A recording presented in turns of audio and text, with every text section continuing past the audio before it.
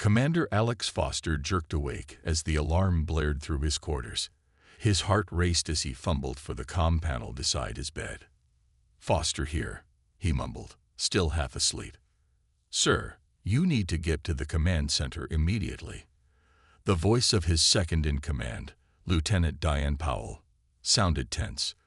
"The Arcturus signals have changed." Alex was fully awake now. For weeks, Earth's long-range sensors had been picking up transmissions from the Arcturus system. What had started as regular pulses had evolved into complex patterns that scientists were still trying to decipher. "I'll be there in 5, he said, already pulling on his uniform. The corridors of Stellar Command were busier than usual for 300 hours. Personnel rushed past him, their faces tight with worry. Something major had happened. When Alex reached the command center, the massive view screen showed a star map with an ominous red trail extending from Arcturus toward Earth. "What am I looking at?" he asked. Diane handed him a tablet. 3 hours ago, our emissaries to Arcturus sent a distress signal. Then nothing. 18 minutes later, we detected these energy signatures moving through space at nearly the speed of light. Alex studied the data. "Are you telling me these are ships?" "We think so," said Dr. Olivia Wright as she approached. The astrophysicist looked like she hadn't slept in days. "And based on their trajectory and speed, they'll reach Earth in less than 2 months." Alex ran a hand through his short hair. "Do we have any communication from them? Any idea what happened to our people?" Olivia shook her head. "That's the problem. The last transmission from our team was just 3 words. They didn't listen." The room fell silent. "Show me the star patterns again," Alex said finally. The screen shifted to show strange fluctuations in light emissions from stars near Arcturus. "We've been monitoring these anomalies for months," Olivia explained. "At first, we thought they were natural phenomena. But look at this." She tapped her tablet, and the patterns reorganized into what looked almost like language. "The stars are communicating?" Alex asked. "I think they're warnings," Olivia said quietly. "And I think our emissaries discovered something the Arcturians didn't want us to know." Alex turned to face the room full of Earth's brightest minds and bravest soldiers. The newly formed Stellar Defense Initiative had been created for exactly this purpose, to protect humanity from threats beyond their solar system. But no one had expected those threats to materialize so quickly. "We need to alert the World Council," he said, "and we need to prepare for the possibility of contact with a hostile alien force." "Sir," Diane said, "the Council is still debating whether the Arcturus signals are even real. Half of them think we're chasing ghosts." Alex clenched his jaw. Politics. Even with potential alien threats, humanity couldn't stop arguing among themselves. "Then we'll make them believe. Olivia, I need everything you have on these stellar anomalies. Clear evidence that can't be dismissed." As the team dispersed to their tasks, Alex stood alone before the view screen. The red trail coming toward Earth seemed to pulse with malevolent purpose. In her lap across the compound, Olivia sat surrounded by data screens. Her eyes burned from lack of sleep, but she couldn't stop now. The patterns in the stellar radiation were becoming clearer. It wasn't just random noise. There was structure there, meaning. As dawn broke over the horizon, Olivia gasped. Her computer had finally completed the analysis she'd been running all night. The message hidden in the stars was brief but unmistakable. "They consume. They cannot be stopped. Hide." Humanity's first contact was not a diplomatic mission. It was a warning. And no one was ready for what was coming. Sam Rivera hadn't slept in 36 hours, but he barely noticed. The civilian scientist sat in his small apartment, surrounded by printouts of stellar data and empty coffee cups. He wasn't supposed to have this information. His friend at NASA had smuggled it out, knowing Sam's unusual talent for pattern recognition. "There's something here," Sam muttered, arranging the papers in different sequences. He had been obsessed with code since childhood. Where others saw random noise, Sam often found meaning. It had made him an outcast in school but a genius in his field. The doorbell rang, startling him. When he opened the door, Commander Alex Foster stood there with Dr. Olivia Wright. "Dr. Rivera," Alex asked, "we need to talk about the stellar patterns you've been analyzing." Sam's face paled. "How did you?" "Your friend told us," Olivia said gently. "We're not here to cause trouble. We need your help." Inside, they explained the situation. The Arcturus Coalition had executed Earth's emissaries. Something was heading toward Earth, and the stars themselves seemed to be transmitting warnings. "The government thinks we're crazy," Alex said, "but we've tracked your work on quantum linguistics. If anyone can decode these signals, it's you." Sam studied the data they brought. "These aren't just warnings," he said after several minutes. "There's more here. Much more." Over the next 3 days, Sam barely left his desk. Alex arranged for equipment to be brought to the apartment, transforming it into an impromptu lab. On the 4th day, Sam called them back. "I've got it," he said, his eyes red but excited. "The stellar fluctuations are like a universal Rosetta Stone. They contain information in multiple formats, ensuring any advanced civilization could understand at least part of it."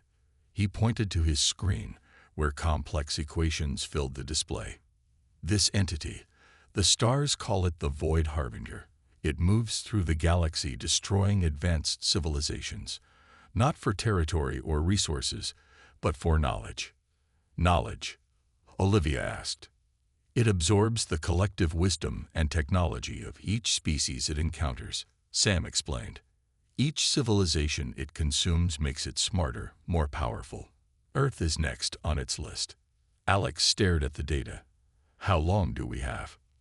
"Based on these calculations, less than 3 months before the main force arrives. The scouts we detected are just the vanguard." Olivia leaned forward. "Wait, there's something else here." She pointed to a repeating pattern in the data. "This section is different. It's not a warning. It's instructions." Sam nodded excitedly. "Exactly. The stars aren't just telling us about the danger. They're telling us how to fight it. There's technology hidden in these signals, defensive systems beyond anything we've developed. Can we build them in time?" Alex asked. Sam hesitated. "I think so. But we'll need resources, materials we've never worked with before. And even then..." He trailed off. "Even then what?" Alex pressed. "Even then, we might just be buying time. The Harbinger has consumed hundreds of civilizations more advanced than ours. But there's something unusual about human neural patterns that might disrupt its consciousness. That's what the Arcturians discovered. That's why they killed our emissaries. They were afraid of drawing the Harbinger's attention." Alex's communicator beeped. He checked it, and his expression hardened. "The scouts have reached Jupiter's orbit. Our deep space outposts have gone silent." Sam gathered the data tablets. "Then we better get started. I've identified 7 key technologies in these signals. If we can build even a few of them." "We will," Alex said firmly. "Humanity isn't going down without a fight." As they rushed from the apartment, Olivia looked back at Sam's wall of equations and diagrams. Among them was a simple drawing of Earth, with the words "Last Hope" written beneath it. Captain Grace Miller stood on the bridge of the Defiance, watching as her crew prepared for humanity's first interstellar battle. The experimental vessel represented Earth's best technology, hastily upgraded with designs extracted from the stellar messages. Even with those upgrades, Grace knew they were outmatched. "All systems ready, Captain," reported Lieutenant Kyle Barnes from the weapons station. His voice was steady, but Grace noticed how tightly he gripped the console. "Fleet status?" she asked. "Earth Alliance ships in position around Jupiter's orbit," replied Communications Officer Penny Wu. 27 vessels total. Such a small force to defend all of humanity, Grace thought. Just weeks ago, these ships had belonged to separate nations. Now they fought as one. "Incoming transmission from command," Penny announced. Commander Alex Foster's face appeared on the main screen. "Captain Miller, Scouts report the Harbinger forces have changed course. They're accelerating toward your position. We're ready, Commander, Grace said, more confidently than she felt. Remember your mission, Alex reminded her. Engage, evaluate their capabilities, and retreat. We need to know what we're up against. Grace nodded. Understood. The screen went dark. Grace turned to address her crew. This isn't about winning today, she said clearly. It's about learning. Every piece of information we gather helps Earth prepare. Stay focused. Stay alive. The alert system sounded moments later. Multiple contacts approaching at high speed, called the sensor operator. Configuration unlike anything in our database. The view screen showed strange, shifting shapes moving toward Jupiter. They weren't solid vessels but seemed to be made of energy and matter constantly rearranging themselves. They're beautiful, whispered someone on the bridge. Grace felt it too, a strange attraction to the alien forms. She shook it off. All ships, defensive formation beta, she ordered. Prepare to engage when targets reach the outer marker. The Earth fleet moved into position, creating a barrier between the approaching enemy and their home planet. Something's happening, Kyle reported. The Harbinger scouts are emitting some kind of signal. Grace felt a strange pressure in her mind, like someone trying to push into her thoughts.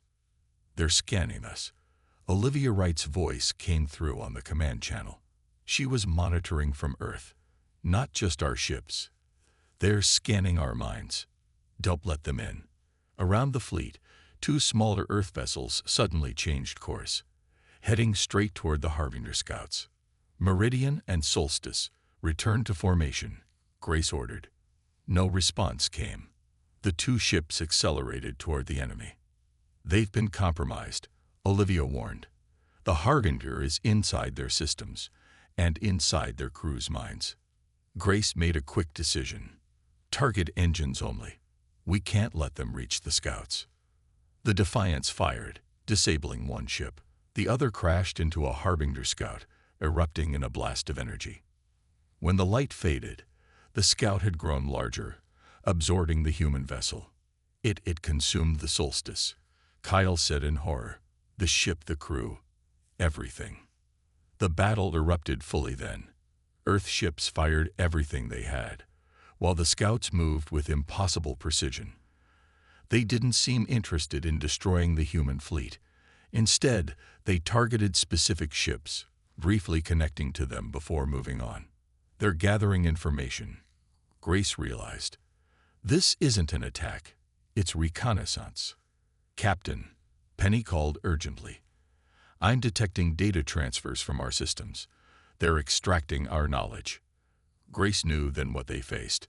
Not conquerors, but consumers of information. Each ship they touched lost data, and sometimes crew members lost consciousness, their minds briefly connected to something vast and hungry. All ships, Emergency Protocol Omega, Grace ordered. Retreat to Earth defense perimeter. As the fleet disengaged, Grace watched the Harbinger scouts return to their original course. They hadn't tried to pursue or destroy the fleeing ships. They had what they wanted. And now the main force would know exactly what humanity had to offer. Lieutenant Jack Hamilton had never expected to leave Earth's solar system. Now he stood on the bridge of the diplomatic vessel Endeavour, staring at the red dwarf star of Proxima Centauri through the view screen. Final approach to the coordinates, said pilot Ellie Chen. No signs of defensive systems activating. Yet, Jack added quietly, after the disastrous first contact with the Arcturus Coalition and the battle near Jupiter, Earth had decided on a desperate plan. Find other survivors. Form alliances. The stellar messages had revealed several nearby systems that had faced the Harbinger and somehow survived. We're being scanned, reported the Endeavour's science officer, Ben Lopes. Multiple frequencies, very sophisticated. Jack straightened his uniform. Open a channel, standard greeting protocol. Before Ellie could comply, the view screen flickered and changed. Instead of the star, they now saw a chamber filled with strange, translucent beings. Their bodies glowed with internal light, and they seemed to float rather than stand. "Humans of Earth," said one being in perfect English. "We have been expecting you." Jack recovered quickly from his surprise. "I am Lieutenant Jack Hamilton of Earth's Stellar Defense Initiative. We come seeking alliance against the Void Harbinger." "We know why you come," replied the being. "I am Sentinel Threll of the Proxima Coalition. We are the survivors, the last of 12 species who have faced the consumption." "You fought the Harbinger and lived?" Jack asked, hope rising in his chest. "Not fought," Threll corrected. "Hidden. Adapted. The Harbinger cannot be defeated through conventional means." The view screen split to show multiple alien species, some vaguely humanoid, others completely foreign to human eyes. All appeared to be living in enclosed habitats. "The coalition formed after the third great wave of consumption," Threll explained. "We share technologies, resources, and most importantly, information about the enemy." "Will you share that information with Earth?" Jack asked directly. Threll's glow pulsed. "That depends on what you offer in return. The coalition survives through mutual benefit." Jack had been prepared for this. Earth has already begun developing defenses based on the stellar messages. "We can share these technologies." "Insufficient," said another being, its voice deeper. "Many worlds have tried such defenses. All have failed." Jack hesitated, then decided to take a risk. "Our scientists have discovered something unique about human neural patterns, something that might disrupt the Harbinger's consciousness." This caused a visible reaction among the aliens. They communicated in rapid flashes of light before Threll spoke again. "Show us this research." For the next several hours, Jack and Ben presented Earth's findings. The coalition members asked questions, analyzed data, and conferred among themselves. Finally, Threll approached the screen again. "Your species possesses something we have not seen before," the alien admitted. "Your minds generate patterns that create interference with the Harbinger's thought processes. This could be significant." "Then you'll help us?" Jack asked. "We will do more than help," Threll replied. "The coalition will relocate representatives to your system. Together, we will attempt something never before possible." "What's that?" Jack asked. "A counterattack." 2 days later, the Endeavour departed Proxima Centauri, accompanied by 3 alien vessels. As they prepared for the jump back to Earth, Jack studied the data the coalition had shared. The Harbinger wasn't just consuming knowledge. It was consuming consciousness itself. Every mind it absorbed became part of its vast intelligence. But human brains produced unique wave patterns that acted like static to the Harbinger's collective mind. "Lieutenant," called Ben from his station, "I've been analyzing the coalition data on previous Harbinger attacks. There's something odd." "What is it?" Jack asked. Ben looked troubled. "According to their records, the Harbinger always sends infiltrators before the main force arrives. Agents that look exactly like the target species." Jack felt a chill run through him. "Are you saying there could be Harbinger agents on Earth, looking like humans?" "Not just possible," Ben said. "According to this pattern, it's certain." Jack stared at the distant light of Earth's sun. They were racing home with potential allies, but the enemy might already be among them. Dr. Olivia Wright hadn't left the laboratory in 3 days. Coffee cups and empty food containers surrounded her workstation as she studied the complex diagrams on her screens. The stellar resonance amplifier was nearly complete, but the final components remained frustratingly out of reach. "The alignment's still off," she muttered as engineer Nathan Clark adjusted a series of crystals suspended in the center of the device. "We're trying to do in weeks what should take years," Nathan replied, his fingers steady despite his exhaustion. "Even with the coalition's help, this technology is beyond us." The laboratory doors slid open, and Commander Alex Foster entered with 2 members of the Proxima Coalition, the crystalline Threll and a bulky, 6-limbed being called Moro. "Tell me you have good news," Alex said, his face grim. In the month since Jack Hamilton's return from Proxima Centauri, the situation had worsened. 3 more Earth outposts had gone silent, and the Coalition had confirmed Harbinger infiltrators were already on Earth. "We're close," Olivia said, gesturing to the device. "The amplifier can project consciousness patterns, but we can't control the resonance. It's like trying to play a symphony with broken instruments." Threll moved closer to the device, its body glowing with shifting colors. "Your design follows our specifications, but the power source is insufficient. We've tried everything available on Earth," Nathan said defensively. Morrow made a rumbling sound that the translator converted to speech. "The solution is not more power, but different power. The human mind generates the patterns naturally. You must use a living consciousness to guide the amplifier." The room fell silent. "You mean hook someone's brain directly to this machine?" Olivia asked, horrified. "We have no idea what that would do to a person." "It would likely destroy them," Threll said matter-of-factly. "But it might save your species." Alex shook his head firmly. "We're not sacrificing anyone." "Then find another way quickly," Morrow responded. "Our sensors detect the main Harbinger force will reach Earth in 12 days. After the aliens left, Olivia returned to her calculations while Nathan made adjustments to the amplifier. Hours passed in tense silence. "I think I have something," Olivia finally said. "If we create a neural network to distribute the load across multiple test subjects, we might be able to generate the pattern without killing anyone." "Might?" Nathan asked.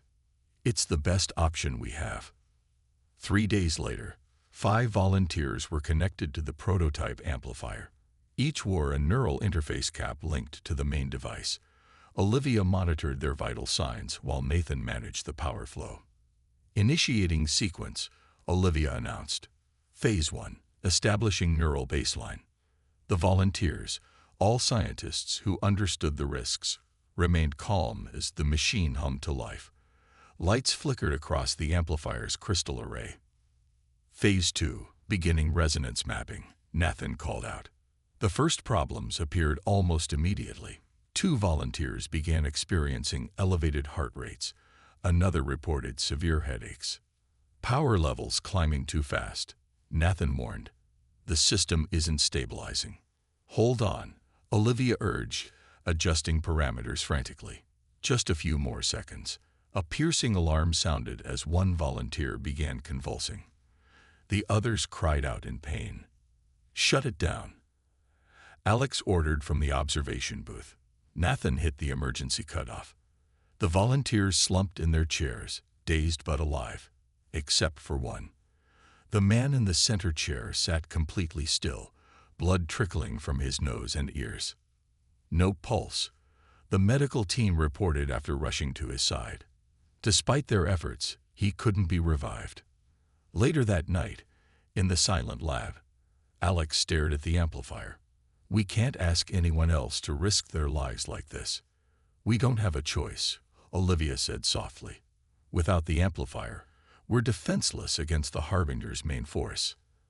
Alex was quiet for a long moment. Then he straightened his shoulders. "Prepare the machine again.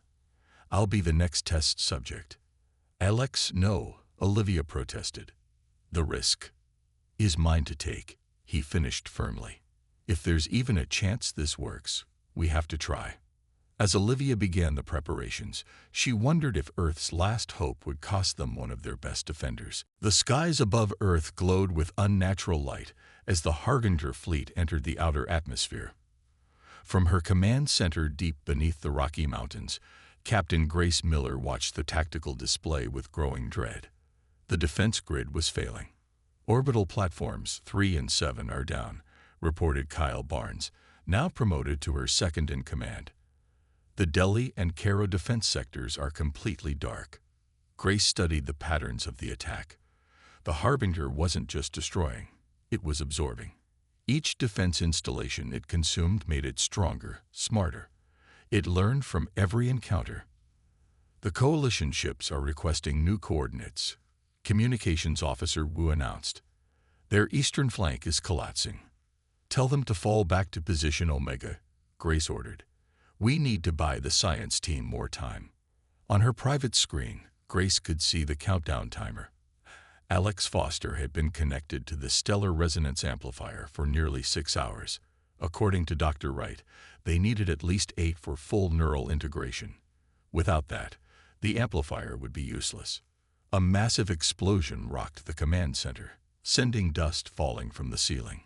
"They've breached the outer perimeter," Kyle reported, his voice steady despite the chaos. "Ground forces are engaging, but the infiltrators are overwhelming our positions." The infiltrators were the most terrifying part of the Harbinger attack. Beings that perfectly mimicked humans until the moment they transformed into something else entirely. Creatures of energy and darkness that could move through solid matter and corrupt electronic systems with a touch. "Captain Miller," came a voice over the secure channel. It was Olivia Wright, calling from the amplifier lab. "We need more time. Alex is reaching the neural threshold, but the calibration is taking longer than expected." "I don't have more time to give you," Grace replied grimly. "We're losing this fight." On the main screen, the remains of Earth's space fleet engaged the Harbinger ships in a desperate last stand. The alien vessels seemed to absorb energy weapons, growing stronger with each attack. Conventional missiles and kinetic weapons did minimal damage before the self-healing properties of the Harbinger ships repaired the wounds. "Coalition flagship is hailing us," Wu announced. Sentinel Thrall's image appeared on screen. "Captain Miller, we must execute the contingency plan. The Harbinger's assault pattern indicates it has identified the amplifier facility as a priority target." Grace knew what that meant. The Coalition had prepared evacuation ships to save a small portion of humanity, enough to preserve the species but not civilization itself. "No," she said firmly. "Not yet. Commander Foster will succeed." Another explosion, closer this time. The lights flickered. "Infiltrators in sections 12 through 15, Kyle reported. "Security teams are falling back to the inner core." Grace made a decision. "Deploy all remaining nuclear options. Target the largest concentration of Harbinger ships." "But Captain, the radiation will." "Just do it," Grace ordered, "and prepare the backup generators. When those nukes detonate, the EMP will knock out our primary power." As her orders were carried out, Grace opened a direct channel to the amplifier lab. On the screen, she could see Alex Foster, pale and still, connected to the machine by dozens of neural interfaces. His body occasionally twitched as the device mapped his consciousness. "Olivia, we're almost out of time," Grace said quietly. "If Alex can hear me, tell him. Tell him it's now or never." Olivia moved closer to Alex, whispering something in his ear. His eyes fluttered but didn't open. Outside, the sky turned white as Earth's remaining nuclear arsenal detonated in the upper atmosphere. The command center plunged into darkness before emergency lights activated. "Did it work?" Grace asked. "Minimal effect," Kyle reported as systems came back online. "They're still coming." Grace closed her eyes briefly. This was the end, then. Humanity had fought with everything it had, and it wasn't enough. Then something unexpected happened. The neural activity monitor connected to Alex began to spike wildly. In the silence that followed, his voice came through the speakers, but it didn't sound like Alex anymore. "Initiating final sequence," he said, his voice overlapping with strange harmonics. "Preparing consciousness projection." The battle for Earth had reached its final moment. The stellar resonance amplifier hummed with power as Alex Foster's consciousness expanded beyond the limits of his human body. In the laboratory, Olivia Wright and Nathan Clark watched in awe as the neural interface readings exceeded all projected parameters. "It's working," Olivia whispered. "He's generating the resonance pattern." Across the planet, the Harbinger forces suddenly paused in their assault. The massive ships hovering over Earth's major cities stopped absorbing infrastructure and human knowledge. Something was interfering with their collective consciousness. Inside the amplifier, Alex experienced existence in a way no human ever had before. His mind touched the vast intelligence of the Harbinger, feeling its ancient hunger, its countless absorbed civilizations. He sensed its confusion as it encountered his uniquely human thought patterns. "Now, Alex," Olivia urged through the neural link. "Project the message." With a focused thought, Alex sent the carefully crafted warning directly into the Harbinger's consciousness. Not in words, but in raw emotion and unmistakable intent. Humanity will not be consumed. Any force that threatens Earth will face consequences beyond imagination. In orbit, the Harbinger vessels began to vibrate. Energy discharges crackled across their surfaces. Some of the smaller ships started to break apart, their structures destabilizing. "What's happening?" Grace asked from the command center, watching the tactical displays with disbelief. "The human neural pattern is creating a cascading failure in their network," Sentinel Thrall explained, its crystalline body glowing brightly. "The Harbinger cannot process the interference." The largest Harbinger ship shuddered violently, then began to retreat from Earth's atmosphere. The others followed, their once perfect formation now chaotic and disorganized. In the amplifier lab, Alex's body convulsed as the machine pushed beyond safe limits. "We need to disconnect him," Nathan warned. "His brain can't handle this much longer." "Not yet," Olivia said, watching the monitors. "He's still transmitting." Inside the collective consciousness, Alex wasn't just sending a warning. He was planting something deeper. A permanent trace of humanity's neural pattern, like a virus in the Harbinger's mind. Wherever it went, whatever it consumed, this seed would remain, growing stronger with each failed attempt to remove it. As the last Harbinger ship fled the solar system, the amplifier finally overloaded. Sparks flew from the control panels, and the neural interface shut down. Medical teams rushed to Alex's side as Olivia carefully removed the neural connections. "Is he?" She couldn't finish the question. The doctor checked his vitals. "He's alive, but his brain activity is unlike anything I've ever seen." Days later, as Earth began to rebuild, Alex Foster awoke in the medical facility. His eyes opened, revealing irises that now swirled with strange patterns of light. "Alex?" Olivia asked cautiously. "I'm here," he replied, his voice normal but somehow deeper. "But I'm more now." The neural integration had permanently altered him. Part of his consciousness remained connected to something larger, able to sense distant stars and the movements of advanced civilizations across the galaxy. 1 month later, representatives from a dozen surviving species gathered in the newly formed Galactic Defense Council. Earth, once an isolated world at the edge of the galaxy, now stood at the center of a new coalition. With the knowledge gained from the Harbinger encounter, humanity began to establish a network of stellar transmitters, devices that broadcast continuous warnings throughout the cosmos. Alex Foster, permanently changed by the amplifier, led these efforts. Though he could never return to his former self, he found purpose in his new existence. Through him, humanity maintained vigilance against future threats. On distant worlds, advanced civilizations detected strange new patterns in their star systems, pulses of energy that formed a clear message when decoded. The stars cry for mercy, but humanity does not. Threaten Earth and its allies, and face extinction. The warning rippled across the galaxy, causing stars to flare in unmistakable patterns. In the vast darkness between worlds, the remnants of the Harbinger drifted, its collective consciousness fragmented, unable to reassemble in the presence of the human neural pattern that now permeated its being. Humanity had delivered its final warning to the galaxy, and the galaxy listened. 5 years after humanity's victory over the Harbinger, Earth had changed in ways no one could have predicted. The once divided planet now stood united under the banner of the Stellar Defense Alliance. New cities rose from the ruins of the old, built with technology shared by coalition species. At the heart of this new world stood the Resonance Tower, a gleaming structure that housed both the Galactic Defense Council and the improved version of the device that had saved humanity. Inside his private chamber at the top of the tower, Alex Foster meditated, his consciousness drifting among the stars. He was no longer fully human. The neural integration had permanently altered him, creating something both more and less than the man he once was. His eyes, which swirled with cosmic patterns, could see across vast distances of space.